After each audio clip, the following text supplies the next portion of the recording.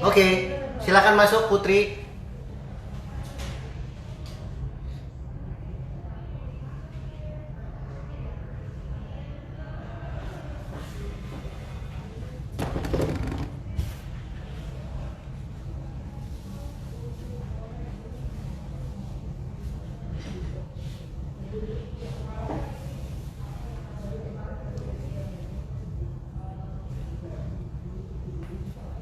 Putri di mana Putri?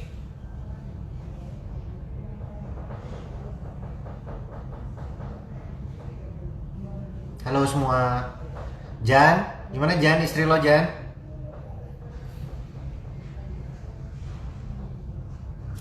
Oke, ini ada yang mau ikut temen.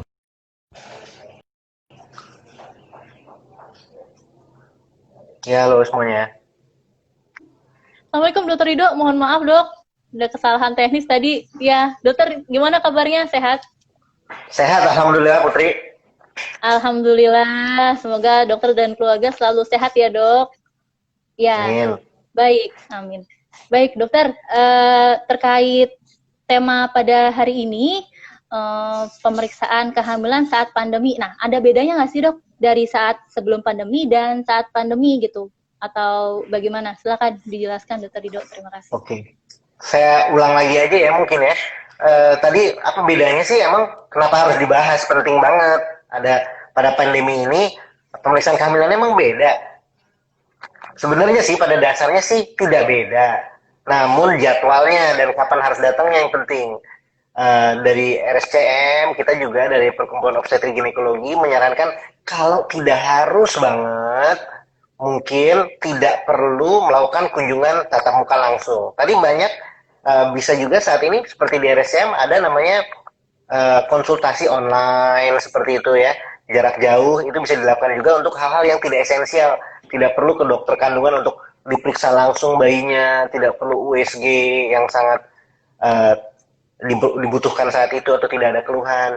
Jadi dari kita sih dari pengumuman obstetrik ginekologi selalu bilang satu, tidak ke dokter spesialis kandungan kecuali ada gejala-gejala emergensi, misalnya muntah yang hebat, ya, perdarahan, ya, kontraksi mulus-mulus terus, karena belum waktunya lahiran misalnya, atau memang waktunya lahiran ya, ketuban pecah, ya, tekanan darahnya udah periksa sendiri atau di puskesmas atau di klinik atau di rumah bersalin tinggi terus misalnya, atau nyeri kepala hebat ya, atau bayinya nggak kerasa nih kayaknya udah berapa lama nih kok saya khawatir ya bayi saya nggak kerasa, terus kemudian atau kejang, kalau kejang ya pasti suatu tanda bahaya ya. Eh, dan saya rasa kalau misalnya pun butuh itu jadwalnya agak dimodifikasi jadi Bu Putri, jadi nggak teratur Modifikasinya, kayak dulu kayaknya. uh, Mm-mm. modifikasinya itu Modifikasi. biasanya yang optimal kayak gimana sih dok? Nah, jadi kalau misalnya nih baru tawan hamil, telat haid, tes pack ya misalnya. Nah, ya, Dokter Novan izin Dokter Novan. Baik. Misalnya baru tes pack positif. Nah, kalau nggak ada keluhan tuh, nggak ada nyeri perut, nggak ada ngeflek-ngeflek. Saya rasa sih tidak mesti harus datang ke dokter kandungan untuk memastikan eh, hamilnya 5 minggu, 6 minggu itu tidak esensial ya. Dikatakan bahwa di semua kesepakatan dari organisasi profesi dokter kandungan di Indonesia, di Inggris, di Amerika, di Eropa, di semuanya menyatakan bahwa sebenarnya kalau hamil di bawah 11 minggu itu kalau tidak ada keluhan tidak mutlak harus memeriksa kandungan di dokter kandungan ya. Bila Baik. ada keluhan nah baru kita memikirkan seperti itu. Kemudian yang lain-lain semua juga bila tidak ada itu tidak dilakukan. Yang esensial hanya bila ada keluhan dan apabila kalau mau sekali atau dua kali datang tuh usia kehamilannya sudah sekitar 5 bulan, 6 bulan, 24 sampai 28 minggu Baik. tanpa keluhan ya untuk melihat perkembangan bayi aja dan kontrol teratur 36 minggu ke atas persiapan kelahiran dan antisipasi bila ada komplikasi seperti itu Bu Putri. Baik, baik. Oke, baik. Dokter, terkait tadi dokter sudah menyebutkan tanda bahaya kehamilan ya beberapa, Dok. Nah, kalau misalkan ada nih sobat sehat di rumah yang salah satu tanda bahayanya tuh muncul nih, Dok. Nah, sebaiknya tuh ke rumah sakit langsung atau misal bisa di bidan atau di mana dulu gitu, Dok. Yang amannya gimana sih, Dok? nih sekarang pertanyaannya sebenarnya agak aneh. Ya, aman tuh seperti apa? Sekarang kan kita tahu masa pandemi ya, intinya sih Ya, paranoia ya, paranoid, semua paranoid ya. Ada seorang ibu melewati rel kereta, tertabrak kereta, meninggal karena COVID katanya ya. Orang jatuh dari gedung baik, meninggal baik, baik. karena COVID ya. Bukan itu juga, jadi kita bukan paranoid, tapi ya terukur ya, bila ada tanda-tanda bahaya kehamilan seperti muntah hebat, perdarahan ya, nyeri kepala hebat, kejang, silakan datang ke rumah sakit yang jelas sudah ada. Kita mau ke rumah sakit yang sudah jelas ada zonasinya ya, Oh, baik, baik, sudah baik. ada tata laksana khusus, tandanya rumah sakit atau tempat fasilitas kesehatan tuh nyaman dan enak, dan sepertinya keamanan kita terhadap infeksi itu terkontrol ialah bila satu mereka menyatakan rumah sakitnya sudah ada zonasi, ada Baik, perbedaan baik. alur untuk yang curiga COVID-19 dan tidak curiga. Kemudian ada Oh, baik, baik. mekanisme yang melakukan penapisan atau screening, di mana nanti dipisah. Kalau misalnya tidak ada hal itu, misalnya semua pasien lewat satu pintu, screening tidak adekuat, nah ini Baik, mungkin harus paranoid dikit. Tapi kalau misalnya jelas, tempatnya itu jelas, ada baik, baik. zonasinya, saya rasa ke tempat yang seperti itu, yang bisa melakukan tindakan tentunya. Ya, Oke, baik. Terima kasih, Dokter Rido. Lanjut ke pertanyaan berikutnya ya, Dok. ya silakan. Jadi, ya, jadi banyak sekali nih pertanyaan yang untuk menjaga kesehatan ibu hamil nih, ada nutrisi yang khusus nggak, Dok, di tengah pandemi ini? Maksudnya ada beda nggak atau sama aja gitu? Silakan, Dokter Rido. Ya. Nah, itu penting ya. Saya selalu ditanyakan, dok, saya mau suplementasi vitamin tambahan dong, gimana caranya biar kekebalan tubuh saya meningkat, terus saya nggak kena COVID. Nah, ya, bukan seperti itu sih ya prinsipnya ya. Prinsipnya itu kita menjaga kekebalan tubuh kita. Tentu saya akan digebukin banyak orang kalau saya bilang harus minum suplemen ini ya.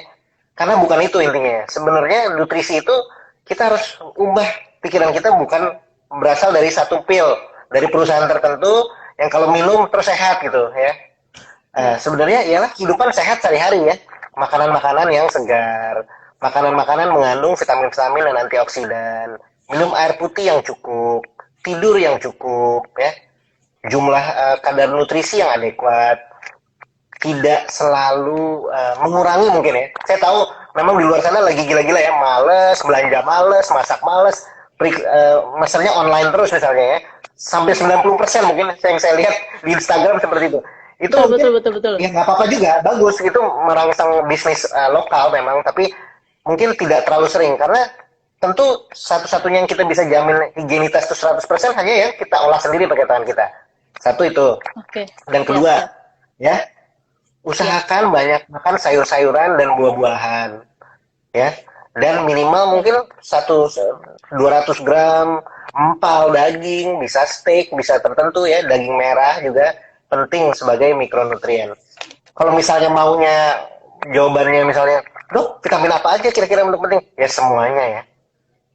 Jadi ya, baik. mungkin satu protein yang jumlah banyak bagus, vitamin A bagus, vitamin C bagus, vitamin D, vitamin E, zinc, selenium, masih banyak lagi kalau saya sebutkan. Tapi kan Baik, kita baik. masa mau minum 10 suplemen, saya rasa sih enggak sih, ya Bu Putri, Iya, minum 10. iya, Yang diuntungkan bukan pasiennya, yang diuntungkan mungkin halo iya. semuanya, Paham, teman-teman paham, juga, paham, paham. Iya. yang diuntungkan perusahaannya ya. Iya, baik, baik, baik. Oke, baik, Dokter Dido. Lanjut ke pertanyaan berikutnya. Jika ibu hamil terinfeksi COVID, nah ini kira-kira bisa pengaruh ke bayinya nggak, Dok? Ada pertanyaan Nah, seperti itu. Silakan. nah, ini penting. Ini sama penting nih, kayak ada cerita juga orang jawab, adakah orang meninggal karena COVID? Ada yang bilang, oh nggak ada yang meninggal karena COVID. Ada yang bilang, apakah kehamilan itu berpengaruh, COVID itu berpengaruh terhadap kehamilan? Nah, gini ya. Jadi tidak ada pengaruh langsung, tapi yang berpengaruh ya. Ya maaf, ini saya nggak pengaruh langsung ya. Apakah naik mobil berpengaruh terhadap kehamilan? Ya secara langsung enggak. Tapi kalau tabrakan, dan tabrakannya berpengaruh terhadap kehamilan, gitu ya. Sama seperti COVID berpengaruh terhadap ibunya, iya, ya. Tapi langsung dari COVID menurunkan ibu terinfeksi kemudian menginfeksi janin, Nah, itu masih kontroversial. Sebagian besar sih penelitian di luar sana, 80-90% menyatakan tidak ada penularan langsung seperti HIV ya, dari virus itu dari ibu melalui plasenta kepada janin, sehingga janinnya bisa terinfeksi di dalam rahim sebelum lahir. Namun, tentu kalau ibunya terinfeksi, parah, ibunya sesek, ibunya harus pakai ventilator, ibunya nggak bisa nafas, ya, tentunya ya pasti berpengaruh. Nggak usah karena COVID ini, karena penyebab apapun ya, akan berpengaruh terhadap kehamilannya. Sehingga penelitian-penelitian menunjukkan satu, angka-angka persalinan prematur meningkat pada ibu-ibu COVID. Ketuban pecah dini juga meningkat. Seperti pasien-pasien kita di Cipto Mangunkusumo, banyak itu hampir 70% itu antah persalinan preteram, ketuban pecah dini, ya, atau komplikasi lain, ya. Kita temukan mungkin belum terkonfirmasi, baru mulai kita kumpulkan banyak juga ternyata yang pasien-pasien yang PDP ini yang beriringan dengan hipertensi dalam kehamilan juga. Tapi kalau ditanya apakah COVID berpengaruh terhadap kehamilan, ibu yang sakit COVID-19 bisa mempengaruhi kehamilan, tapi bukan virusnya yang langsung ke janinnya efeknya mungkin. Oh, baik, baik, baik, Dokter Rido. Nah, kemudian pertanyaan berikutnya ada nih dari Sobat Sehat. Nah, untuk yang belum hamil nih dok, di saat pandemi ini kalau mau program hamil boleh nggak atau ditunda aja nanti pas udah selesai gitu pandeminya gitu dok? Nah, ini pentingnya ya. Pentingnya satu, kita harus bersyukur. Kalau hamil bersyukur nggak? Bersyukur. Kalau sudah lahir di masa pandemi bersyukur, bersyukur. Kalau belum hamil bersyukur juga. Oke, baik. Ya, intinya semua keadaan mau hamil, belum hamil, sudah lahiran harus bersyukur. Tentunya resiko-resiko terhadap, karena seorang ibu hamil itu ibu yang rentan ya, populasi yang rentan terhadap infeksi ini, saya rasa kalaupun tidak hamil terus belum merencanakan nggak apa-apa. Tapi andaikan memang sudah di tengah-tengah program hamil, yang saya sarankan ya, kalau memang belum ada rencana nih, baru nikah nih ya, saya rasa pakai KB dulu bagus, ya, tidak promil dulu. Tapi kalau memang sudah dalam rencana nih, sudah sebelum pandemi, sudah berencana 2 tahun menikah, belum punya anak, sedang induksi ovulasi, kemudian berlanjut ke misalnya inseminasi, bayi tabung, atau mungkin ya natural cycle pada siklus program hamil, saya rasa itu bisa dilanjutkan, ya. Dilanjutkan pada masa ini karena itu esensial ya juga. Kalau misalnya belum ikut promil dan misalnya masih baru, mungkin dipertimbangkan dulu plus minusnya, apa saya mau lebih fokus ke diri saya dulu atau sudah siap untuk hamil. Kalau belum, jawabannya ya mungkin perencanaan keluarga dengan KB ya, dengan metode kontrasepsi yang lebih diutamakan. Menurut saya sih gitu, Bu Putri. Oke, baik. Dokter, kemudian ada nggak pemeriksaan kehamilan saat new normal ini tuh kan biasanya ada USG ya dok, yang rutin ya dok, USG sama konsultasi. Nah, kalau saat nanti new normal ini ada beberapa poin yang ditambah gitu nggak dok? Atau cek lab atau apa gitu untuk pemeriksaan kehamilannya? Jadi gini, kalau misalnya bedanya new normal dari sisi kajian, kan sudah banyak yang mengatakan bahwa new normal lebih kalah kajian ekonomis dan politis ya mungkin ya. Dari sisi kesehatan mungkin bagus juga bahwa yang penting itu edukasi kepada masyarakat untuk social distancing, kemudian menggunakan APD yang adekuat ya, budaya mengetahui diri sendiri dan tidak berbohong bila memang ada paparan atau demam atau batuk seperti itu. Modifikasinya mungkin USG-nya nggak sesering dulu ya. USG memang disarankan pada mungkin 2-3 kali dalam masa kehamilan pada masa pandemi. Ya, mungkin bisa kalau misalnya resiko tinggi bisa 11-14 minggu 1. Kemudian yang penting lagi 24-28 minggu 2. Kemudian yang ketiga nanti dekat-dekat lahiran, entah 36, 37 atau 38 minggu. Ya, dan bila belum lahir mungkin saat 40 atau 41 minggu. Jadi itu untuk USG ya. Kemudian laboratorium kita mau sejarang mungkin pasien harus datang ke rumah sakit ya, sejarang mungkin tapi seefektif mungkin ya. Jadi kalau misalnya periksa laboratorium pada awal ketemu sekaligus periksa USG dan laboratorium, trimester 2 periksa USG dan laboratorium, dan selanjutnya pas trimester 3. Jadi mungkin kalau misalnya tadi pada PSBB itu rata-rata hanya 1 atau 2 kali ketemu, mungkin pada new normal ya, new normal saya kata tanda kutip, mungkin ya yang paling bisa dikatakan dari organisasi luar juga mungkin ya screening trimester 1 atau 11 sampai 14 minggu bisa dilakukan. Trimester 2 24 sampai 28 minggu ya. Kemudian trimester 3 36 minggu ke atas uh, bisa dilakukan. Namun ya saya rasa itu tergantung keadaan ya. Dok, kalau misalnya bayinya kecil kok air ketubannya kurang ya itu beda lagi. Kita ngomongin kan pada keadaan kehamilannya baik-baik aja normal gitu ya. Kalau misalnya ternyata malah ada hipertensi atau ibunya lupus ya, bukan ini pembahasannya tentunya. Oke, baik. Ya, baik dok.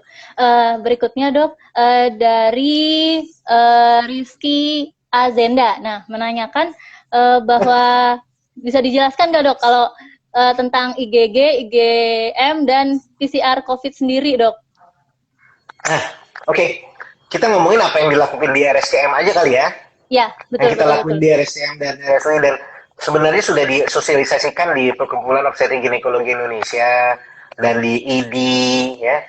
Sebenarnya screening dan diagnostik pada ibu hamil itu seharusnya tidak banyak berbeda dengan yang tidak hamil. Membicarakan tentang rapid test. Nah mungkin ini saya ngomong data yang ada sekarang ya. Saya sudah minta izin juga sama tim COVID di RSCM dan kebidanan. Memang rapid test ini macam-macam ya. Dan dari awalnya memang Perkumpulan Patologi Klinik Indonesia itu tidak menganjurkan hanya menggunakan rapid test sebagai bahan screening yang murni. Rapid test. Karena rapid test ini bukan memeriksa virusnya.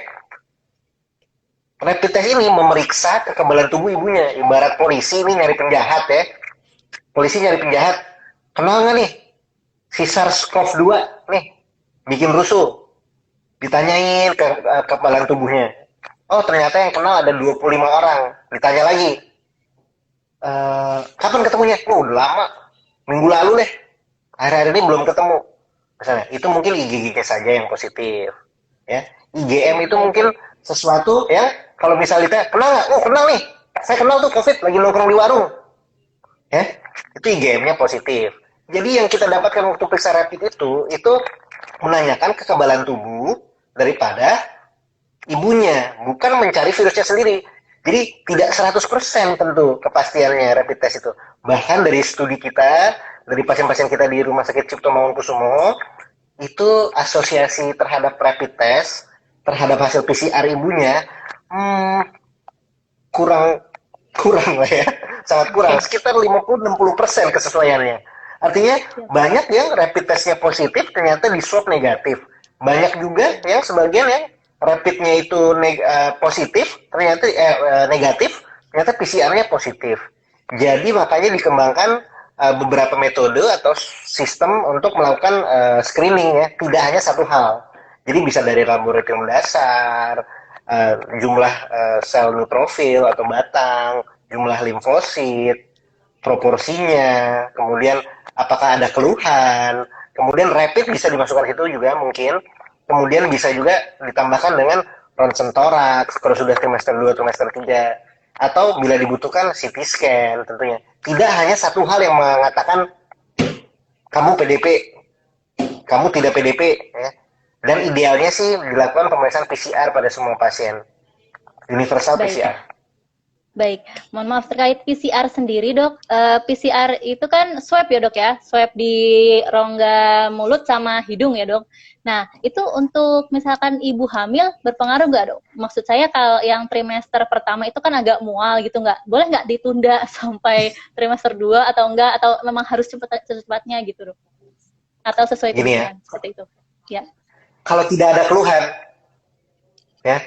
Saya hanya menyarankan PCR apabila satu jelas ada keluhan ya, demam, batuk, pilek, sakit, sakit tenggorokan, sesak nafas, ya.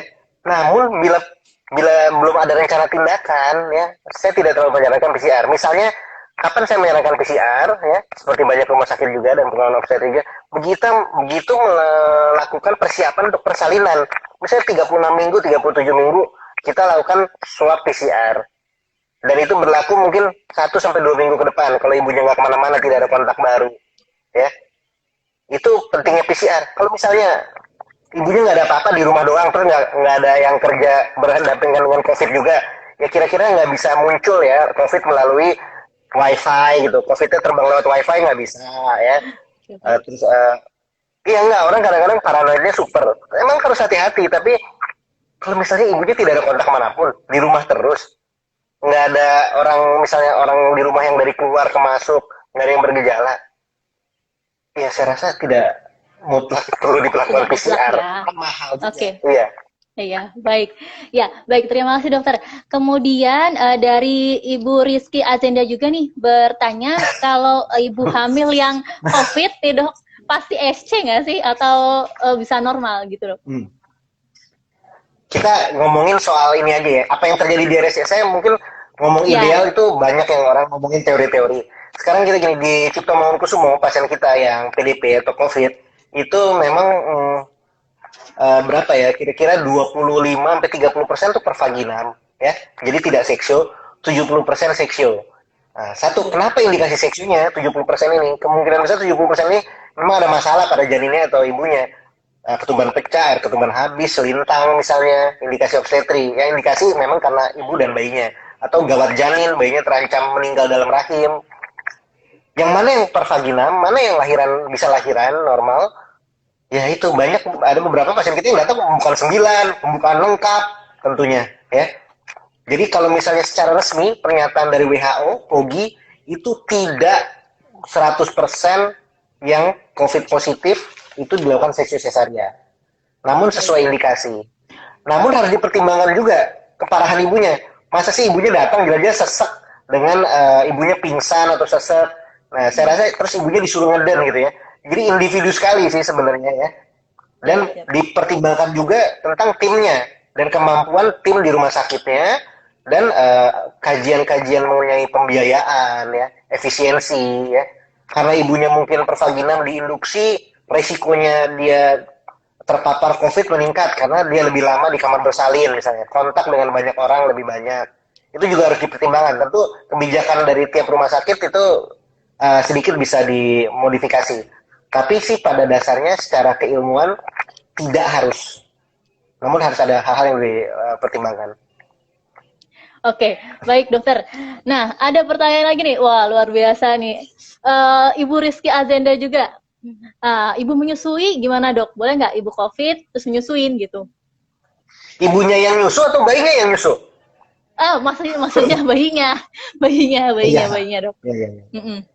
Nah, di masa pandemi ini kita harus ekstra hati-hati. Itu keuntungan untuk kita melakukan PCR pada saat 36 atau 37 minggu. Kita yakin, atau 2 kali PCR, 1 kali PCR, kita yakin ibunya tidak ODP, OTG, PDP ya, sehingga bisa ibunya IMD, rawat gabung dan lain-lainnya. Yang sulit ialah pasien datang tidak ada hasil rapid test, labnya juga kita belum jelas, sito atau emergensi, maka kita treat sebagai andaikan itu PDP ya, atau namanya dalam pemantauan COVID-19 yang belum terkonfirmasi. Akhirnya dokternya harus pakai baju kayak astronot, terus kemudian bayinya, walaupun nih ujungnya PCR-nya bisa aja negatif, bayinya akhirnya tidak begitu disarankan untuk IMD bareng ibunya karena belum tahu statusnya.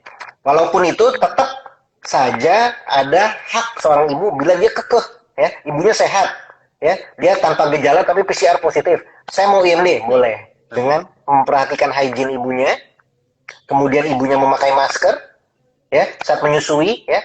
Tapi ibu-ibu juga harus tahu juga ada alternatif selain ASI. Bukan, tenang dulu, bukan, saya nggak ngomongin formula ya.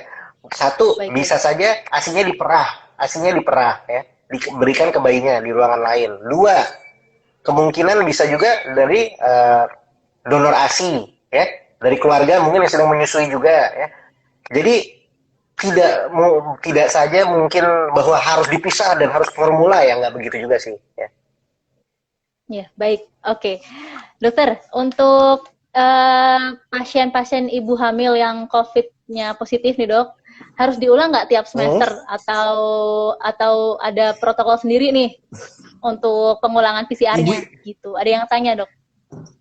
Ibu yang COVID positif? Yes. Positif ibu yang kan COVID harus positif, diulang tuh. Iya, ibu COVID positif mengikuti algoritma atau guideline atau protap pada pasien COVID positif tentunya. Saya nggak akan bahas di sini mungkin ya. Itu Siap. secara umum ya akan ada ya, ibunya diobat, diisolasi, kemudian dicek lagi pada hari tertentu, diulang lagi hari tertentu, seperti itu. Oke, baik. Kemudian dari ZZZZ6271, dok, suami saya baru pulang dari zona merah selama belum karantina 14 hari. In case saya melahirkan, apakah boleh menemani itu dok suaminya? Boleh nggak dok saat ini usia kehamilannya 39 minggu? Ini bukan istri Boleh saya nggak kan dok? nih? Kayaknya istri saya yang nanya kayaknya. Kalau dari zona merah, ya. Jadi gini, sebenarnya nggak ada masalah keluar dari zona merah. Yang penting apa? Yang penting dilakukan pemeriksaan yang berkala. Misalnya suaminya orang yang operasi atau perawat pelaksana di ruang ICU COVID misalnya ya. Setiap hari pakai APD yang bagus misalnya ya, lengkap. Kemudian bagaimana dia nggak ada gejala sih? Gimana nih? Aman nggak pulangnya? Paranoid? Gimana ya? Apa saya cari istri lagi? Oh jangan gitu, bukan, maaf. Ya. Jadi ya diperiksakan tentunya. Idealnya tenaga kesehatan yang bersinggungan dengan COVID sebaiknya tiap 2 minggu ya dilakukan swab PCR, dan hasilnya 2 hari lagi kan bisa keluar, tenang. Semasa belum keluar ya mungkin sedikit pisah kamar dulu, pakai masker di rumah ya kan. Banyak jalan menuju Roma, katanya sih banyak jalan menuju Roma, Bu Putri ya. Baik Tapi dok. kalau Baik, misalnya baik, pemeriksaan lengkap tentu kita harus takut ya. Oke, baik. Terima kasih Dokter Dido. Kemudian, ya, Dokter, saya akan menyampaikan sedikit informasi tentang pelayanan di RSCM Kencana terkait pemeriksaan COVID-19. Untuk sahabat sehat semua yang ingin periksa boleh di drive-thru bisa, tapi buat perjanjian dulu di call center dan WA center RSCM Kencana. Baik. Kemudian, ya, dok, mohon maaf nih untuk yang agak keluar dari tema, gimana dok? Untuk yang program hamil katanya. Nah, promil ini yang tadi, yang sebentar. Siap. Program hamil, kalau misalnya itu masalahnya berkaitan dengan fertilitas, tentu yang lebih baik menjawab mungkin dari grup Yasmin, misalnya dokter Gita Pratama, dokter Kanadi Sumapraja, besok kan ada beliau. Tapi kalau misalnya tidak menyangkut fertilitas, cuma mau nanya, dok persiapannya apa nih biar saya hamil saya bagus, mungkin saya bisa jawab. Kira-kira pertanyaannya seputar apa? Oke. Seputar program hamilnya itu boleh dilakukan, tadi sudah jawab ya dok, dokter sama dokter Rido. Untuk yang program hamil tuh kalau misalkan bisa ditunda aja gitu kan, seperti itu. Oke, baik. Kemudian, jika ibu hamil positif COVID, ada persentase seberapa besar nggak bayinya juga positif, dok? Nggak ada angkanya, karena tidak ada bayi yang tertular langsung. Yang tertular itu ya apabila ibunya COVID, kemudian bayinya dirawat gabung, ibunya nggak pakai masker, ketularan bayinya. Dan ini seringnya terjadi waktu awal-awal di Wuhan, Cina sana, karena mereka belum tahu. Ya, waktu awal-awal terjadinya pandemi di ujung sana ya, bulan Januari, Desember 2019, Januari 2020. Kalau sekarang tidak ada ya. Mereka ketularan biasanya datanya, kalaupun bayinya nanti COVID ialah 7 hari setelah lahir, 3 hari setelah lahir, 2 minggu setelah lahir. Oke, gitu. Baik. Ya, jadi ya nggak perlu khawatir berlebihan gitu ya, Dok. Ya khawatir boleh, tapi jangan terlalu parno banget gitu kan. Ya. Kalau mau nyebrang jalan, boleh lihat kanan kiri. Ya, nyebrang jalan boleh lihat kanan kiri, tapi jangan nangis di lampu merah gitu ya, intinya sih. Oke. Baik. Siap. Oke, kemudian maaf, ada pertanyaan juga, Dok. Kakak saya hamil 20 minggu. Mau konsul dengan dokter, apa bisa via konsul di rumah, Dok, telekonsul? Silakan, mungkin Bu Putri lebih ngerti. Baik. Nanti kami bantu untuk menjawab nanti di belakang. Baik, dokter, ada pertanyaan juga. Kalau menyusui harus pakai face shield nggak? Maksudnya face shield atau masker atau Google gitu, Dok? Perlu gini ya. seperti apa Baik. dulu? Apakah ibunya jangan sampai ya ibunya lahiran PCR negatif, ya terus kemudian nggak ada masalah juga di rumah sakit, sampai rumah paranoid, oh udah negatif ya, suaminya udah dites negatif juga di rumah, terus ibu sibuk-sibuk pakai masker, pakai face shield, bayinya dipakai face shield, pisah kamar, kayaknya berlebihan ya. Makanya kuncinya itu bukan di paranoid, kuncinya itu di hati-hati dan tahu status COVID-nya. Kalau status COVID jelas, buat apa? Jadi Ngapain screening. pakai face shield? Baik. Baik, Jadi dokter. sama-sama nggak ada, bukan COVID gitu, terus ketemu harus pakai face shield gitu. Ya, Oh, baik, baik. kalau Jadi memang yakin di dalam screening tuh rumah aja perlu sudah. banget ya. Baik, baik, baik, Dokter Dido. Jadi memang sobat sehat semua, memang screening tuh perlu banget dan RSCM juga memfasilitasi untuk screening COVID gitu ya dok, supaya nggak parno, nggak ngerasa insecure banget, nggak ngerasa wah ini status saya apa ya, negatif positif gitu ya dok ya. Iya. Gitu. Baik. Lanjut ke pertanyaan berikutnya. Banyak juga ini Bu Putri pertanyaannya, apakah ini ujian tesis atau disertasi? Mohon maaf dok. Ya, Ya, baik. silakan. Kemudian, maaf.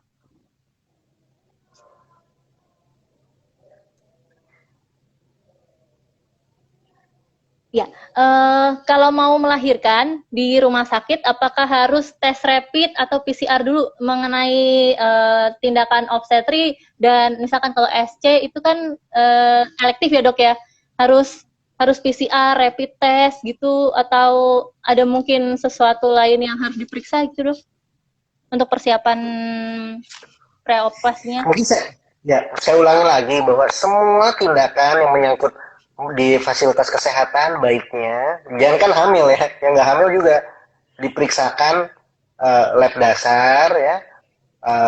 Kalau ada rapid awalnya saja boleh rapid, bila dibutuhkan ronsen thorax atau CT scan dilakukan juga, kemudian diambil PCR-nya. Bagusnya sih secara elektif bila rencanakan memang kontrol hamilnya teratur di tempat tertentu. 36 minggu atau 37 minggu mulai cukup bulan. Kita rencanakan persalinan, sudah diperiksakan PCR. 2 hari kemudian keluar hasilnya, tenang ya kan? Ibunya kemana-mana, lahir 3 hari kemudian, kita tahu PCR-nya negatif. Hasil labnya sesuai dengan bukan infeksi. Ya, jadi siapapun baik. yang masuk ke dalam untuk persalinan atau mau tindakan, sebaiknya dilakukan screening COVID-19. Baik, kalau di RSCM sendiri dok, nih kalau misalkan ibunya COVID terus melahirkan, nah bayinya ini ada periksa lab khusus nggak dok? Apa? Ada hal yang harus diperiksa di bayinya nggak? Maksudnya atau perlu PCR? Ini ada menyinggung sedikit dok soal ke bayinya, kalau bayinya lahir, ibunya positif, perlu ada tes khusus nggak? Perlu. Jadi nanti di bagian perinatologi atau bagian anak nanti akan melakukan pengecekan observasi, tentunya pernafasan bayinya, keluhan bayinya, saturasi bayinya, bayi baru lahirnya, kemudian bila dibutuhkan, misalnya terutama bila ibunya sudah confirm case, misalnya COVID-19 positif, ya, bayinya akan dilakukan pemeriksaan juga. Ya. Oke, baik.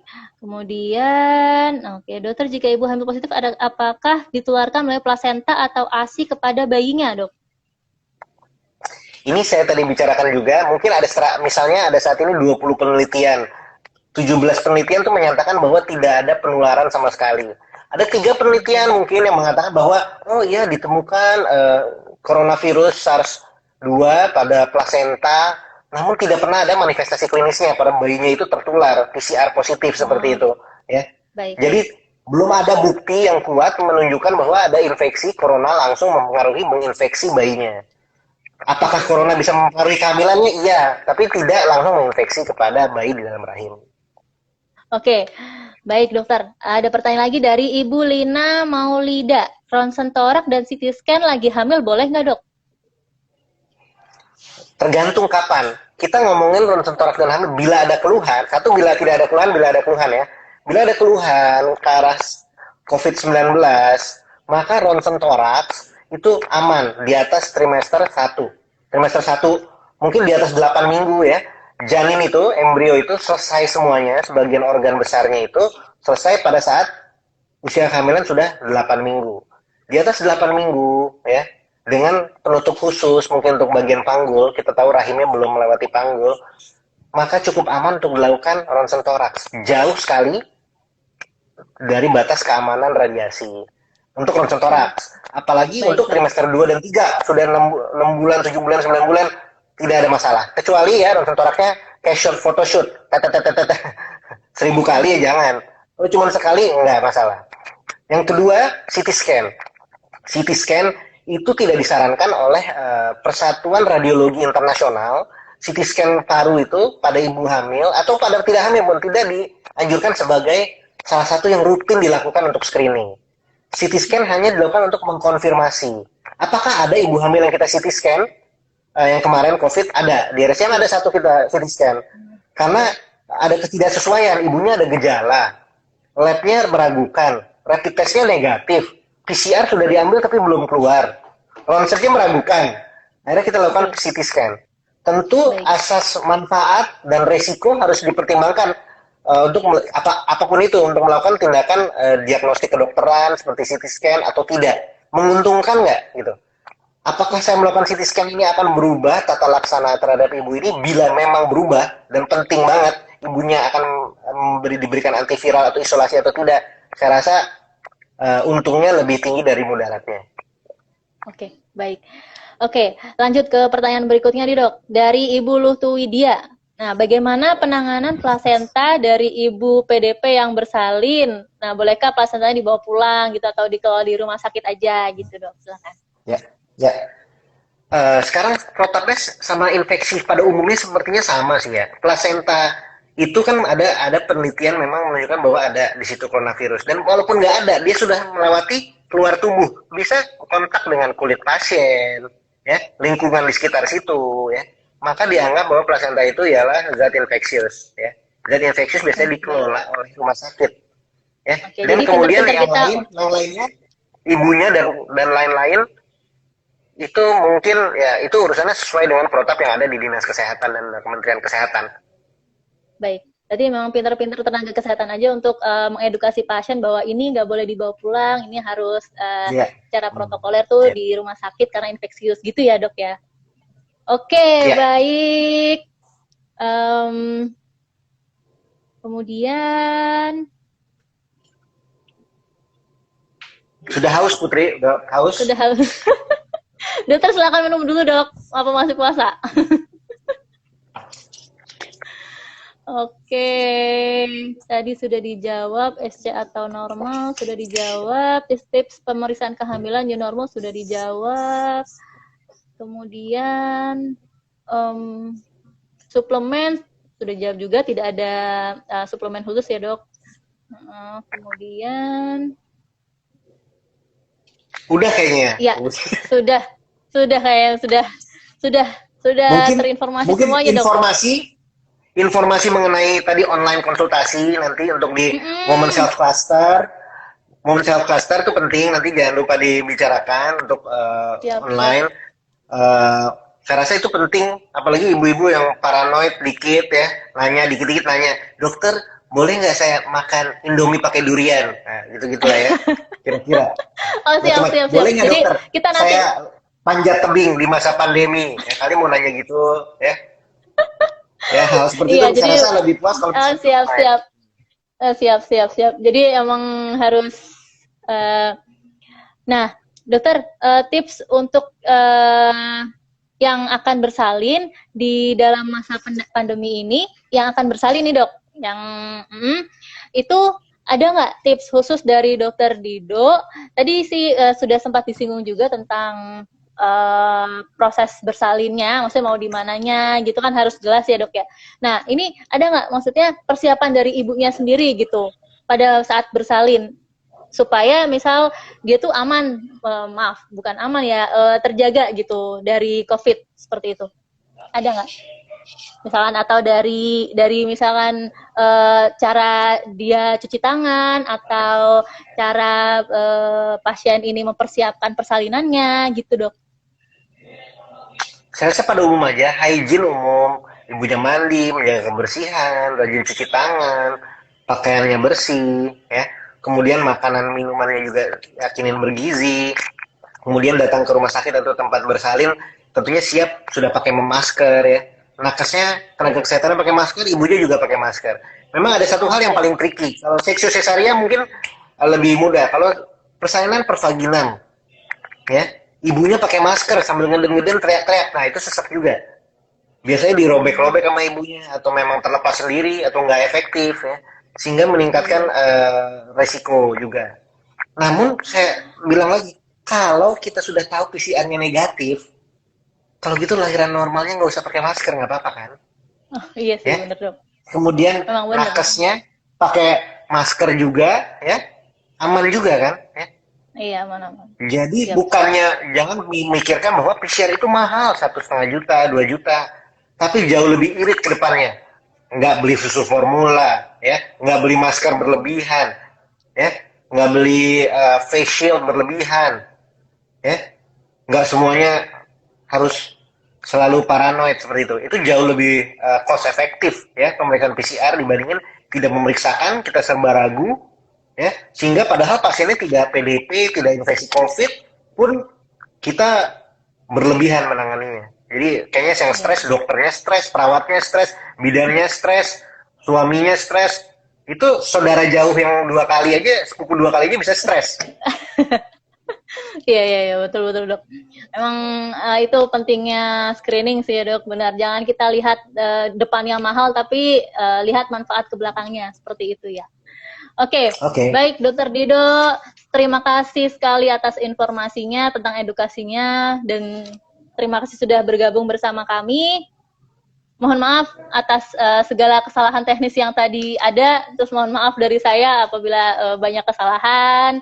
Terima kasih banyak, selamat makan siang Dokter Dido.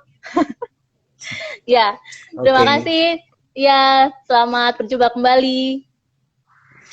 Itu yang itu dong Putri, apa namanya, yang online, yang konsultasi online gimana? Konsul online. Nanti konsultasi online. Kalau untuk Dokter Dido, mungkin nanti bagian marketing yang akan menjelaskan ya dok. Nah, ya baik, yang untuk ingin konsultasi online boleh ke WA Center ke 0821125779929 atau ke call center RSCM di 1500135. Nanti akan dijadwalkan ya bagi para sobat sehat yang ingin melakukan telekonsultasi. Baik, sekian dari saya, dari kami.